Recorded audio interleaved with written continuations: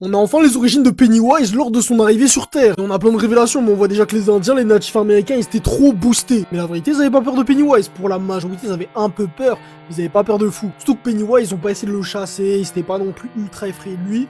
Ils l'ont laissé dans sa zone, ils ont dit juste on rentre pas dans cette zone et on laisse tomber ça. Sauf que les colons, quand ils sont arrivés voir les Indiens d'Amérique, etc., ils sont allés dans la forêt, on leur a dit non, n'allez pas et tout. Ils sont allés, ils ont foutu le bordel, Pennywise, il aurait tombé dessus, il les a tous butés. Et en fait, de base, il a une zone, il peut pas sortir de cette zone parce qu'il était pas assez puissant.